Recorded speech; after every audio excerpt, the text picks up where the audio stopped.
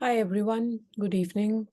So now we will do the last part of the Fisher's theory, that is constraints on borrowing. And after this, the theories of consumption will be over and we will start with the theories of investment. So prior to this, we have discussed about Keynesian function, and this is the Fisher's function. Fisher's consumption theory, wherein Arvind Fisher says that the total consumption, actually it is the total income is divided between the consumption in time period 1 and the consumption in time period 2. The consumer can be saver in time period 1, but there is no requirement to save in time period 2, because in time period 2, that is the last time period, uske baad there is no time period 3. This is by assumption of this theory. Now there are certain constraints on borrowing.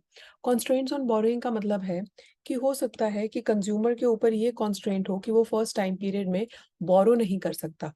तो अगर वो बोरो नहीं कर सकता, एक तो हमने अभी अभी तक आइविन फिशर का नॉर्मल बजट कॉन्स्ट्रेंट डिस्कस किया था.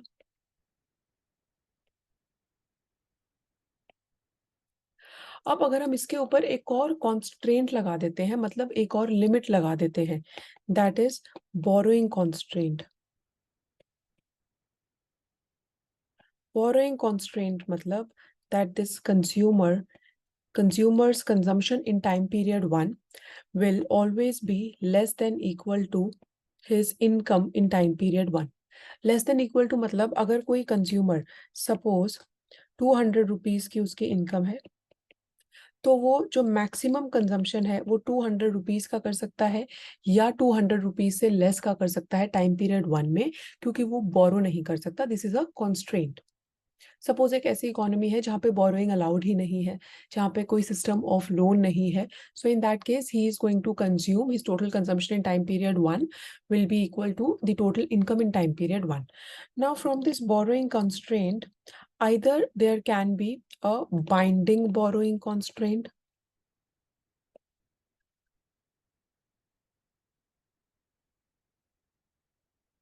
or there can be non-binding borrowing constraint.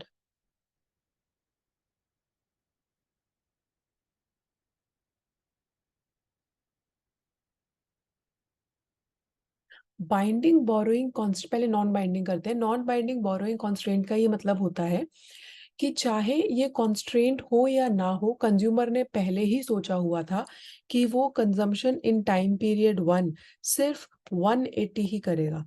तो अगर कंज्यूमर का ये पहले से ही डिसाइडेड है कि वो कंजम्पशन इन टाइम पीरियड 1 180 ही करेगा, तो उसके ऊपर आप ये बोरोइंग कॉन्स्ट्रेंट लगा दो, उससे कोई फर्क नहीं पड़ता है. So in this situation, suppose that we are plotting, this is the budget constraint, wherein on x-axis we are taking consumption in time period 1, on y-axis we are taking in consumption in time period 2, and say this is 0. Now suppose this consumer's income is at this point, that is suppose it is 200 rupees. अब अगर consumer ने पहले ही सोचा हुआ है कि वो से 180 की ही कंजम्पशन करेगा, तो इसका मतलब उसका इंडिफरेंस कर्व कुछ यहाँ पे होएगा, उसे कोई फर्क नहीं पड़ता. बेसिकली जो ये पार्ट है, ये पार्ट कंज्यूमर कंज्यूम ही नहीं कर सकता. 200 से ज्यादा कंज्यूमर अपनी कंजम्पशन को टाइम पीरियड 1 में कर ही नहीं सकता. बट इसकी वजह से, इस बोरोइंग कॉन्स्ट्रेंट की वजह से कंज्यूमर के ऊपर किसी भी तरह की कोई बाउंडेशन नहीं लग रही है. Whereas borrowing binding borrowing constraint क्या हो जाता है, सपोज हम ले रहे हैं a diagram here. So this is consumption in time period 1 on x-axis, this is consumption in time period 2 on y-axis, and this downward sloping line, this is his budget constraint. Suppose that his income is at this point, say this is y1, that is equal to 200, and the consumer plans that he should consume up to say 220. मतलब consumer अपनी consumption को कुछ यहाँ पे करना चाह रहा था at 220, at 220 this point is say this is 220, but वो नहीं कर सकता क्योंकि ये बोरोइंग कॉन्स्टेंट है. एट द मैक्स वो क्या कर सकता है, at the max he can consume at this point, that is his maximum income.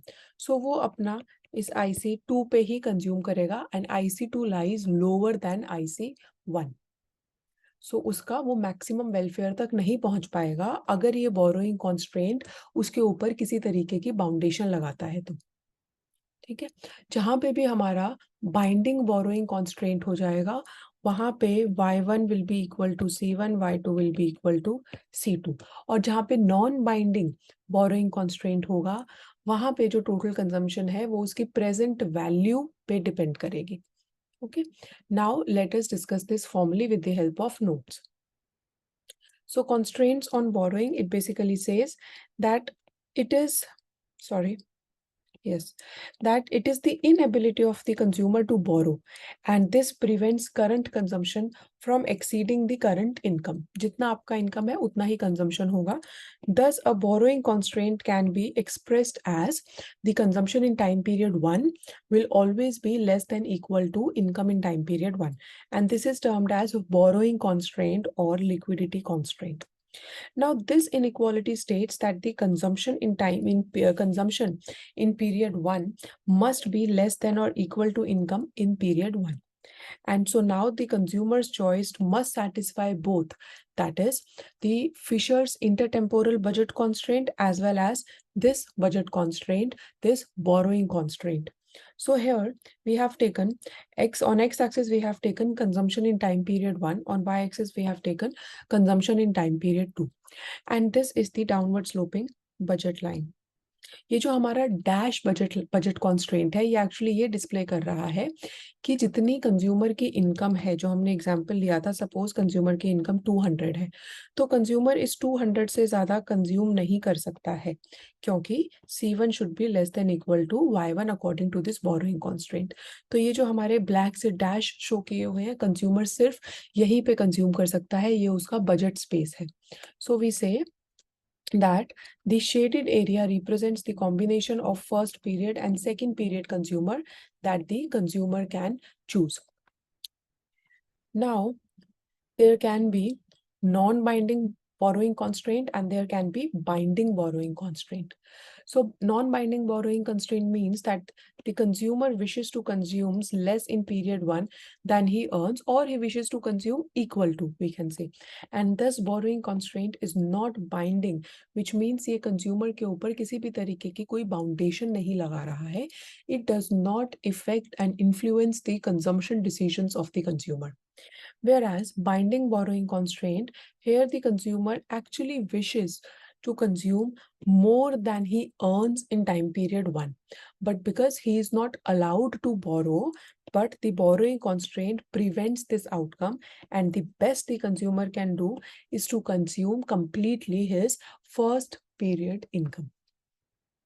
And these are the two diagrams. This is for non-binding constraint and this is for binding constraint. So non-binding में consumer को कोई फर्क नहीं पड़ता है, वो पहले भी अपना consumption इस E point पे ही करना चाह रहा था. Whereas binding budget constraint में the consumer wanted to consume at point D, but because there is a borrowing constraint, so he will end up consuming at point E. So we say that consumer wants D, but he only gets E. So here we can say that according to this borrowing constraint, अगर हम ये borrowing constraint भी लेते हैं into consideration, तो हमारे दो consumption function हो सकते हैं. फर्स्ट हमारा नॉन बाइंडिंग बोरोइंग कॉन्स्ट्रेंट का, जो कि जिसमें हम बोलते हैं consumption in both the periods depends upon the present value of the lifetime income, and this we have already derived that consumption in time period 1 will be equal to y1 plus y2 divided by 1 plus r. And the second consumption function that is dependent upon the binding borrowing constraint, क्योंकि यहाँ पे consumer अपनी income से ज़्यादा consume नहीं कर सकता, तो naturally वो first time period में उसका जितना consumption होगा that will be equal to his income. That is the best possible that he can do for himself. So C1 will be equal to Y1 and C2 will be equal to Y2. That is for those consumers who would like to borrow but they cannot. Consumption depends only on their current income. So with this, we have completed the consumption theories, and we'll take a quick look at what all theories we have done. And in the next lesson, we will start with the theories of investment. So here we have discussed about Keynesian consumption function and Fisher's intertemporal choice. Mott-Gilani's life cycle hypothesis is, I think, already uploaded in the playlist, and Friedman's permanent income hypothesis is already uploaded. अगर इन दो theories के कुछ parts missing होंगे तो फिर मैं upload कर दूंगी. Otherwise, the plan for now is that we will now, in the next lessons, from the next lesson onwards, we will start discussing the investment theories. All the best for your preparation, everyone. And don't worry, I will try my best to upload all your syllabus. Most of it is already uploaded. मैंने last time भी बोला था, at least जो uploaded है आप उनको कर लो. Unit 4 and Unit 5, I think it's there. And we will soon complete Unit 1, 2, and 3. All the best.